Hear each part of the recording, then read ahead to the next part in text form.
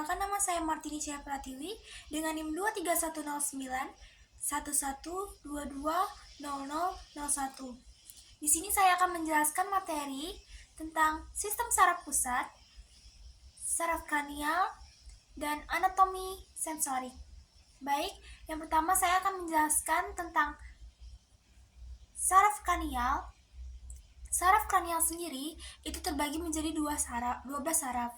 Yang pertama ada nervus olfactorius. Nervus olfactorius berasal dari epithelium olfactorius di bagian superior rongga hidung. Nervus ini memiliki fungsi yang bertanggung jawab untuk mendeteksi bau. Serabut saraf olfactorius itu melewati lamina cribriformis os ethmoidale dan mengirimkan sinyal ke bulbus olfactorius di dasar otak. Lalu, nervus yang kedua ada nervus opticus yang berasal dari retina mata. Nervus ini memiliki fungsi untuk bertanggung jawab atas penglihatan. Nervus opticus membawa informasi visual dari retina ke otak melalui chiasma opticum, di mana sebagian serabut dari setiap saraf itu menyilang ke sisi otak yang berlawanan. Lalu yang ketiga ada nervus oculomotorius. Nervus ini berasal dari mesencephalon di batang otak. Memiliki fungsi mengontrol sebagian besar otot-otot mata, yaitu musculus rectus superior, musculus rectus medialis, musculus rectus inferior, musculus obliquus inferior, yang bertanggung jawab atas gerakan mata ke atas, ke bawah, dan ke dalam. Nervus ini juga mengendalikan konstruksi pupil dan lensa mata melalui serabut parasimpatis. Lalu yang keempat ada nervus trochlearis yang berasal dari mesencephalon, tepatnya di bawah nukleus nervus oculomotorius, yang memiliki fungsi mengontrol otot oblik superior seperti musculus obliquus superior yang menggerakkan mata ke bawah dan ke dalam. Saraf ini merupakan satu-satunya saraf kranial yang muncul dari aspek dorsal dari batang otak. Lalu yang kelima ada nervus trigeminus yang berasal dari pons, yang memiliki fungsi menjadi 3 cabang utama nervus. Yang pertama ada nervus ophthalmicus yang berfungsi untuk memberikan sensasi ke bagian atas wajah. Lalu ada nervus maxillaris yang memberikan sensasi ke pipi, ke gigi atas dan bibir atas. Lalu ada nervus mandibularis yang memberikan sensasi ke dagu, gigi bawah, dan lidah, serta mengontrol otot mastikasi atau otot pengunyahan. Lalu yang keenam ada nervus abducens yang berasal dari pons, yang memiliki fungsi untuk mengontrol otot rectus lateralis atau musculus rectus lateralis, yang bertanggung jawab atas gerakan abduksi pada bola mata, yaitu menggerakkan mata ke samping untuk menjauhi hidung. Lalu yang ketujuh ada nervus facialis yang berasal dari pons, memiliki fungsi untuk mengontrol otot-otot ekspresi wajah, mengendalikan sekresi air mata seperti kelenjar lacrimalis dan air liur, yaitu kelenjar submandibula dan sublingualis, serta memberikan sensasi pada rasa pada 2/3 anterior lidah dan menginervasi otot stapedius di telinga tengah yang berperan dalam mengurangi amplitudo getaran suara. Lalu yang kedelapan itu ada nervus vestibulocochlearis yang berasal dari telinga dalam dan terdiri dari 2 bagian. Yang pertama nervus vestibularis yang berfungsi untuk mengirimkan informasi tentang keseimbangan dan posisi kepala dari kanalis semicircularis, utriculus, dan sacculus. Lalu yang kedua ada nervus cochlearis yang bertanggung jawab atas pendengaran, membawa impuls suara dari koklea ke otak. Lalu yang ke-9 itu ada nervus glossopharyngeus yang berasal dari medula oblongata, yang memiliki fungsi untuk mengontrol otot-otot faring dalam menelan, lalu memberikan sensasi rasa pada sepertiga posterior lidah, dan berperan dalam mengontrol refleks gang atau batuk dan sensasi baroreseptor dari sinus karotid dan memonitor tekanan darah. Lalu yang ke-10 ada nervus vagus yang berasal dari medula oblongata, memiliki fungsi untuk mengontrol otot-otot faring dan laring yang mempengaruhi proses penelan, produksi suara, lalu menginervasi berbagai organ visceral di toraks dan abdomen, termasuk jantung. Seperti menurunkan detak jantung, kalau di paru-paru itu mengatur pernapasan, kalau di sistem pencernaan itu merangsang peristaltik dan sekresi lambung.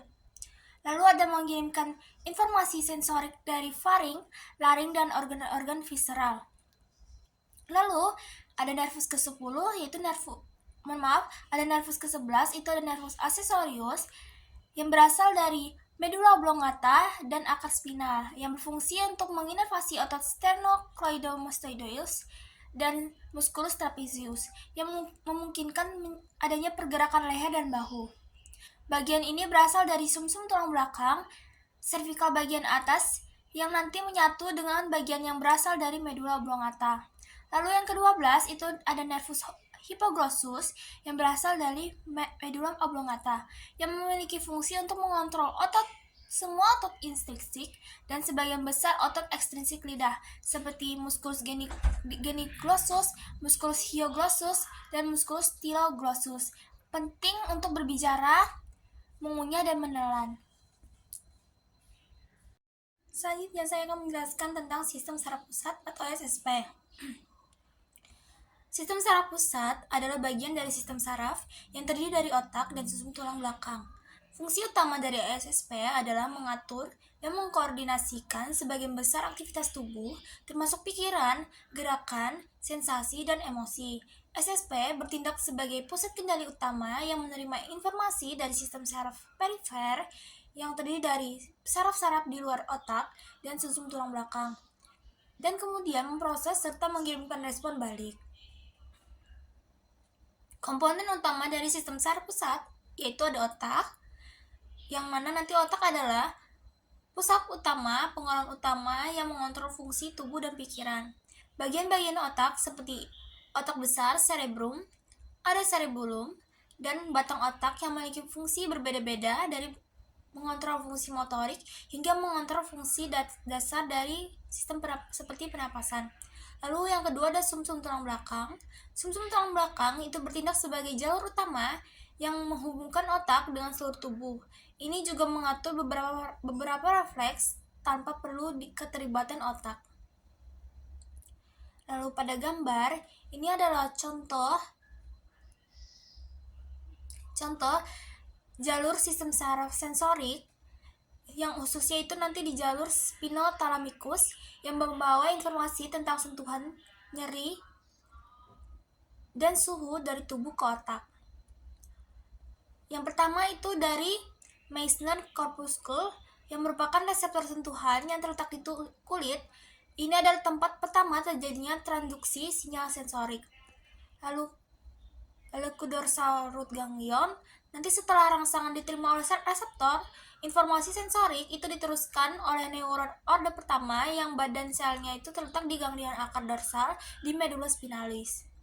Akson dari neuron ini nanti akan masuk ke dalam medula spinalis dan melintasi anterior white commissure untuk beralih ke sisi yang berlawanan atau kontralateral. Lalu ke akson neuron crossing in the anterior white commissure di medula spinalis, akson neuron orde pertama itu beralih melalui anterior white commissure ke sisi yang berlawanan, lalu naik melalui tractus spinothalamicus anterior. Lalu ada anterior spinothalamic tract. Lalu tractus ini itu membawa informasi sentuhan kasar dan tekanan. Jalur ini melewati medula pons, midbrain menuju ke talamus. Lalu di talamus, akson neuron orde kedua itu mencapai talamus, khususnya di nukleus ventral posterolateral. Di sini neuron orde kedua itu bersinaps dengan neuron orde ketiga. Nanti neuron orde ketiga di talamus kemudian mengirimkan aksonnya melalui kapsula internal menuju korteks sensorik primer di gyrus postcentral. Di korteks sensorik primer, informasi sensorik akhirnya diproses, dan wilayah yang berbeda dari gyrus ini mengatur bagian tubuh yang berbeda. Informasi dari kaki dan tangan diproses di area yang berbeda-beda pada korteks. Selanjutnya saya akan menjelaskan anggota sensorik pada tubuh. Yang pertama ada mata. bisa dilihat pada gambar, ini merupakan gambar dari anatomi eksternal dari mata. Yang pertama, itu ada bulu mata. Bulu mata adalah sekelompok rambut yang tumbuh di sekitar tepi kelopak mata yang berfungsi sebagai penangkap debu, melindungi mata dari kotoran yang dapat menghalangi penglihatan atau menyebabkan infeksi atau cedera. Bulu mata juga berfungsi untuk menjaga mata tetap lembab dan melindungi kornea. Alis mata adalah kumpulan rambut-rambut yang berada di atas kelopak mata. Bentuk alis yang tumbuh keluar ke arah sisi wajah membantu mengarahkan kelembapan dari mata ke sisi kepala alis mata, juga berfungsi untuk mengurangi jumlah cahaya yang masuk ke mata, menjauhkan kotoran dari mata, mengekspresikan emosi, mengenali wajah, serta melindungi mata dari hal-hal yang dapat mengganggu penglihatan seperti keringat, air hujan, sinar matahari, debu, dan mikroorganisme. Pupil merupakan lubang hitam di tengah iris yang berfungsi sebagai tempat masuknya cahaya ke dalam mata. Mengatur cahaya pupil akan membesar atau mengecil untuk menyesuaikan jumlah cahaya yang masuk ke mata. Perubahan ukuran pupil disebut pupillary light response atau singkatannya PLR. Iris mata adalah bagian pada mata yang berfungsi untuk mengatur jumlah cahaya yang masuk ke dalam mata. Secara ilmiah, iris mata adalah struktur melingkar tipis dan berwarna di dalam mata yang terletak di depan lensa dan di belakang kornea. Fungsi utamanya adalah mengatur ukuran pupil, lubang kecil di tengah mata, untuk mengontrol jumlah cahaya yang masuk ke dalam mata. Lalu ada palpebra atau kelopak mata atas, ada kulit lipatan lunak yang terletak di atas mata. Kelopak mata atas terdiri dari berbagai jaringan lunak seperti kulit, jaringan subkutan longgar, otot rangka, septum orbital, tartus, membran konjungtiva. Kelopak mata berfungsi untuk melindungi mata dari benda asing, menjaga kelembapan kornea, dan berkedip secara sadar atau tidak sadar. Lalu ada lower eyelid atau kelopak mata bawah adalah bagian mata yang terdiri dari kulit tipis, lempeng tarsal, dan otot yang mengendalikan gerakan kelopak mata atas dan bawah, memiliki bulu mata yang tumbuh hingga 6 baris di sepanjang tepi kelopak mata. Lalu ada lacrimal caruncle atau caruncle lacrimal, adalah nodul kecil berwarna merah muda yang berada di sudut dalam pada mata. Lacrimal caruncle merupakan bagian dari struktur mata yang terdiri dari kulit, folikel rambut, kelenjar sebase, kelenjar keringat, dan jaringan lacrimal aksesoria. Lalu ada konjungtiva, adalah selaput tipis dan bening yang melapisi bagian dalam kelopak mata dan menutupi sklera, yaitu lapisan serat putih yang menutupi mata. Konjungtiva juga melingkar ke belakang hingga ke tepi kornea. Lapisan bening di depan iris dan pupil berfungsi membantu melindungi mata dari benda asing dan mikroorganisme penyebab infeksi, membantu menjaga lapisan air mata, membantu bola mata bergerak. Palpebra fissure ada ruang elips yang terbentuk di antara kelopak mata yang terbuka, yaitu di antara kantus medial dan lateral pada manusia dewasa. Ukurannya sekitar 10 mm secara vertikal dan 30 mm secara horizontal. Lalu ada commissura lateralis palpebrum, itu lebih tajam daripada medial, dan kelopak mata di sini terletak di dalam kontak dekat dengan bulbus. Lalu untuk gambar selanjutnya, ini ada gambar bagian dalam dari mata yang nanti saya akan jelaskan apa saja bagiannya. Lalu yang pertama itu ada kornea, adalah lapisan terluar dari mata yang transparan yang berfungsi untuk melindungi mata dan memfokuskan cahaya yang masuk. Lalu yang kedua ada pupil. Pupil merupakan lubang hitam di tengah iris yang berfungsi sebagai tempat masuknya cahaya ke dalam pupil. Pupil akan membesar atau mengecil untuk menyesuaikan jumlah cahaya yang masuk ke mata. Lalu ada iris mata, adalah bagian pada mata yang berfungsi untuk mengatur jumlah cahaya yang masuk ke dalam mata. Secara ilmiah, iris mata adalah struktur melingkar tipis dan berwarna di dalam mata yang terletak di depan lensa dan di belakang kornea. Fungsi utamanya adalah untuk mengatur ukuran pupil. Lubang kecil di tengah mata. untuk mengontrol jumlah cahaya yang masuk ke dalam mata. Lalu ada lensa mata, adalah bagian mata yang berperan penting untuk membelokkan cahaya dan memfokuskan pada retina. Pada dasarnya, fungsi lensa mata adalah untuk membantu seseorang agar dapat melihat dengan jelas. Selanjutnya itu ada retina, adalah lapisan sel tipis dan transparan di bagian belakang bola mata yang berfungsi untuk mengubah cahaya menjadi sinyal listrik dan dikirim ke otak. Nanti otak akan menerjemahkan sinyal tersebut menjadi gambar yang dapat dilihat. Lalu ada nervus opticus, adalah saraf kranial kedua yang berfungsi untuk mengirimkan informasi visual dari retina ke otak. Selanjutnya itu ada koroid, ada lapisan pembuluh darah yang berada di tengah dinding mata, diantaranya sklera dan retina. Lalu koroid memiliki beberapa fungsi diantaranya. Yang pertama itu menyalurkan oksigen dan nutrisi ke dalam retina, lalu menyerap kelebihan cahaya yang masuk ke mata, lalu membantu mengatur pertumbuhan dari mata. Selanjutnya itu ada sklera, adalah lapisan pelindung yang membungkus sebagian besar bola mata kita. Sklera itu membentang dari kornea di bagian depan mata hingga saraf optik di bagian belakang. Selanjutnya itu ada corpus vitreous yang berfungsi untuk mengisi bagian dalam bola mata. Lalu untuk gambar selanjutnya, ini ada otot-otot pada bola mata. Yang pertama itu ada musculus obliquus superior. Otot ini itu berjalan dari bagian atas orbit dan melewati troklea atau katrol, kemudian berinsersi di bagian posterior lateral bola mata. Fungsi utama otot ini adalah melakukan gerakan depresi dan abduksi, seperti menggerakkan bola mata ke bawah dan keluar, serta melakukan intorsi, yaitu memutar mata ke arah dalam. Lalu ada musculus obliquus inferior, yaitu otot yang berasal dari bagian anterior orbit di dekat tepi inferior dan berjalan secara miring ke belakang di bawah bola mata.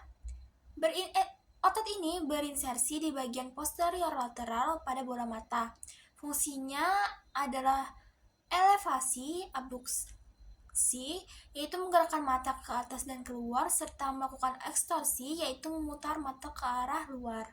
Lalu ada musculus rectus superior, yaitu otot yang berinsersi di bagian superior bola mata dan menggerakkan mata ke atas, elevasi, serta membantu dalam aduksi dan intorsi, yaitu gerakan ke dalam dan memutar mata ke dalam.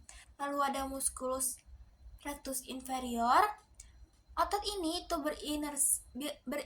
berinsersi di bagian inferior bola mata dan bertanggung jawab untuk menurunkan bola mata atau depresi serta melakukan abduksi dan ekstorsi. Lalu ada musculus rectus medial, yaitu otot yang terletak di sisi medial bola mata yang memiliki fungsi untuk menggerakkan mata ke arah medial, aduksi, yaitu mendekatkan bola mata ke hidung. Lalu ada musculus rectus lateral. Otot ini berfungsi untuk menggerakkan mata ke arah lateral, abduksi, dan menjauhkan bola mata dari garis tengah wajah, yaitu menuju ke arah samping. Lalu ada otot yang terakhir, ada musculus levator palpebra, yaitu otot yang berfungsi untuk mengangkatkan kelopak mata ke atas, bukan bagian dari otot penggerak bola mata, namun otot ini penting dalam membuka mata. Selanjutnya itu ada inovasi dari otot pada bola mata. Untuk musculus rectus superior itu diinovasi oleh nervus oculomotorius, yaitu nervus kranial ketiga. Lalu untuk musculus rectus inferior itu diinovasi oleh nervus oculomotorius juga. Lalu untuk musculus rectus medialis juga dipersarapi oleh nervus oculomotorius. Untuk musculus rectus lateralis itu dipersarapi oleh nervus abducens, yaitu saraf kranial ke-6. Lalu musculus obliquus superior dipersarapi oleh nervus trochlearis, saraf kranial keempat, lalu musculus obliquus inferior, itu dipersarafi oleh nervus oculomotorius, sedangkan untuk musculus levator palpebra itu dipersarafi oleh nervus oculomotorius. Otot rectus dan otot obliquus itu bekerja secara terkoordinasi untuk memastikan pergerakan mata yang akurat dalam bidang vertikal, horizontal, dan rotasional. Sedangkan musculus rectus medialis dan lateralis itu bekerja berlawanan dalam gerakan horizontal, sementara rectus superior dan inferior itu bertanggung jawab untuk pergerakan vertikal. Otot obliquus itu menambah kontrol rotasional serta gerakan diagonal pada mata. Lalu slide selanjutnya itu ada the visual pathway, yaitu jalur visual adalah serangkaian struktur yang mengantarkan informasi visual dari retina ke otak. Jadi dimulai dari retina, nanti itu cahaya akan masuk ke mata, kemudian ditangkap oleh sel batang dan sel kerucut di retina. Pada saat cahaya masuk, kemudian ditangkap oleh sel batang dan juga sel kerucut, yang kemudian kedua sel itu akan dirubah menjadi sinyal listrik. Selanjutnya, terhadap sel bipolar dan ganglion, jadi sel sinyal dari sel fotoreseptor akan diteruskan ke sel bipolar, lalu ke sel ganglion, yang dimana akson dari sel ganglion akan membentuk nervus opticus. Kemudian saraf ini membawa sinyal visual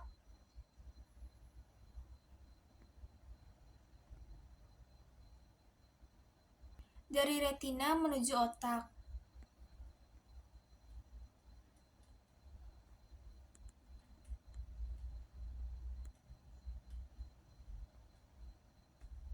Di sini serat kedua mata bertemu di chiasma opticus, kemudian dia akan mengalami persilangan. Jadi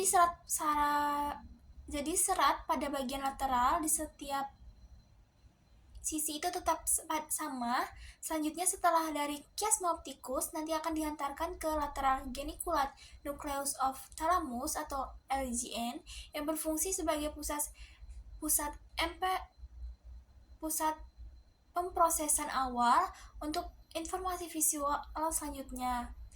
Ada primary visual area dari LGN, informasi visual primer di lobus occipital otak. Di sini nanti diproses informasi lebih lanjut untuk membentuk persepsi visual. Untuk slide selanjutnya, kita akan beralih ke telinga. Untuk gambar ini yaitu anatomi telinga bagian luar.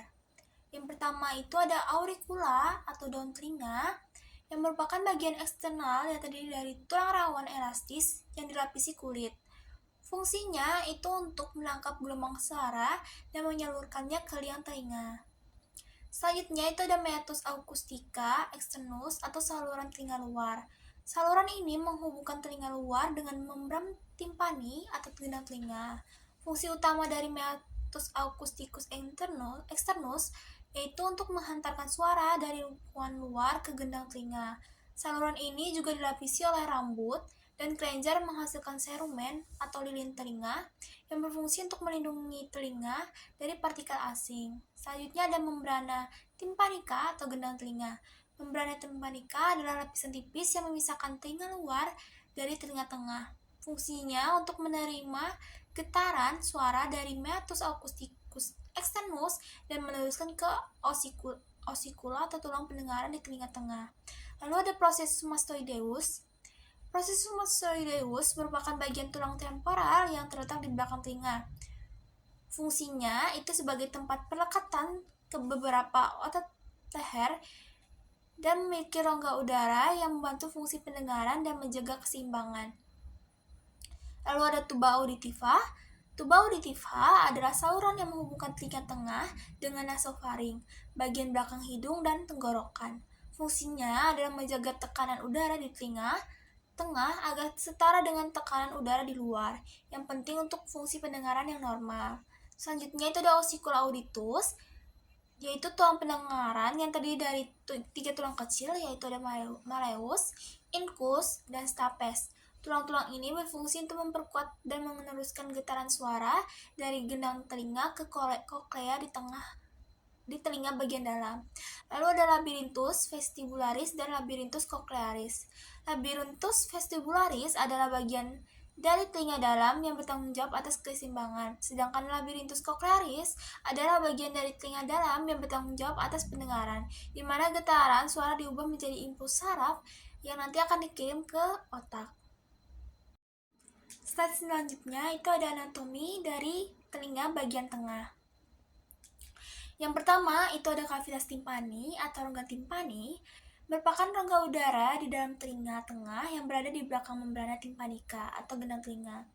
Rongga ini itu berfungsi sebagai ruang di mana 3 tulang kecil telinga ossiculauritus berada dan bergerak untuk meneruskan getaran suara. Lalu ada membrana timpanika atau gendang telinga, merupakan membrana tipis yang memisahkan telinga luar dari telinga tengah. Ketika gelombang suara mencapai gendang telinga, nanti ia akan bergetar dan memulai proses penghantaran suara melalui ossicula auditus. Lalu ada malleus atau tulang martil, adalah tulang pertama dari 3 ossicula yang berhubung langsung ke membrana timpanika. Fungsinya sendiri adalah untuk menerima getaran dari gendang telinga dan meneruskannya nanti ke incus. Lalu selanjutnya ada incus, yaitu tulang kedua dalam rangkaian ossicula yang berada di antara malleus dan stapes. Fungsi incus adalah menerima getaran dari malleus dan mentransfernya ke stapes. Untuk stapes sendiri adalah tulang ketiga dan terkecil dalam tubuh manusia. Fungsinya adalah untuk meneruskan getaran suara dari incus ke jendela oval yang mengarah ke telinga dalam. Gerakan stapes pada jendela oval memulai transmisi gerakan ke cairan dalam koklea. Selanjutnya ada kanalis semicircularis, yaitu bagian dari telinga dalam yang terlibat dalam penjaga keseimbangan. Di kanalis semicircularis itu berisi cairan dan sel-sel sensorik yang mendeteksi perubahan posisi kepala. Lalu ada koklea, yaitu struktur berbentuk spiral di telinga dalam yang bertanggung jawab atas pendengaran. Di dalam koklea terdapat sel-sel rambut yang mengubah getaran suara menjadi impuls listrik yang kemudian diteruskan ke otak melalui saraf koklea. Lalu ada nervus vestibulocochlearis, yaitu saraf kranial ke-8 yang merupakan saraf kranial yang juga dikenal saraf vestibulocochlear. Saraf ini memiliki 2 cabang, yaitu cabang vestibular untuk keseimbangan dan cabang koklear untuk pendengaran. Nanti ia akan mengirimkan informasi sensorik tentang pendengaran dan keseimbangan dari telinga ke dalam otak. Lalu ada tuba auditiva, sudah dijelaskan tadi sebelumnya untuk fungsi dan lebih rinci penjelasannya. Lalu slide selanjutnya ini ada auditory pathway, di mana proses pendengaran itu dimulai dari penangkapan energi akustik hingga diterjemahkan sebagai sinyal di otak. Skemanya berikut. Yang pertama itu energi akustik itu ditangkap oleh pinna atau daun telinga dan masuk ke external acoustic meatus atau IAM atau liang telinga. Lalu nanti gelombang suara itu menabrak timpani membran atau gendang telinga yang mengubah energi akustik menjadi getaran mekanik. Kemudian getaran ini nanti akan diteruskan ke tulang-tulang pendengaran seperti malleus, incus, dan stapes. Stapes itu mentransmisikan getaran melalui oval window menuju perilimfa di skala vestibuli. Kemudian pergerakan perilimfa ini memicu pergerakan cairan endolimfa di koklea, menggerakkan basilar membrane. Getaran ini merangsang sel rambut di organ korti yang menghasilkan depolarisasi dan kemudian repolarisasi. Impuls saraf itu kemudian dikirim melalui nervus cochlearis menuju otak untuk diproses. Impuls saraf itu diteruskan ke nukleus koklea dan naik melalui berbagai stasiun di batang otak seperti inferior colliculus dan superior olivary complex untuk analisis lokasi suara, medial geniculate body sebagai pusat integrasi sensorik, nanti akhirnya sinyal mencapai auditory cortex area 41 di lobus temporal untuk persepsi dan interpretasi suara. Selanjutnya, saya akan menjelaskan struktur anatomi organ sensorik hidung. Yang pertama, struktur kartilago pada hidung. Ada major alar cartilage atau cartilago alaris major, yaitu kartilago yang membentuk sebagian besar dari ujung hidung. Lalu ada minor alar cartilages atau kartilago alaris minor, yaitu kartilago kecil yang membantu mendukung struktur hidung. Dan ada septal cartilage atau cartilago septum yang ini, yaitu kartilago yang bagi dua lubang hidung secara vertikal. Lalu ada inferior nasal spine of maxilla atau spina nasalis anterior, adalah struktur tulang yang mendukung bagian bawah hidung. Lalu saya akan menjelaskan struktur selanjutnya. Ada sinus frontalis, yaitu rongga udara di tulang frontal terletak di atas mata. Lalu ada sinus ethmoidalis, rongga udara yang terletak di belakang hidung antara mata. Lalu ada superior, middle, and inferior concha, yaitu berfungsi untuk membantu menyaring dan melembabkan dan juga menghangatkan udara yang masuk. Lalu ada nasal vestibulum atau vestibulum nasi, bagian dari rongga hidung yang dilapisi kulit. Lalu ada superior, middle, and inferior meatus, yang adalah saluran yang terletak di bawah masing-masing concha nasalis, yang merupakan jalur udara di dalam hidung. Lalu ada yang ini ada sinus sphenoidalis atau rongga udara yang terletak di belakang hidung di dalam tulang sphenoid.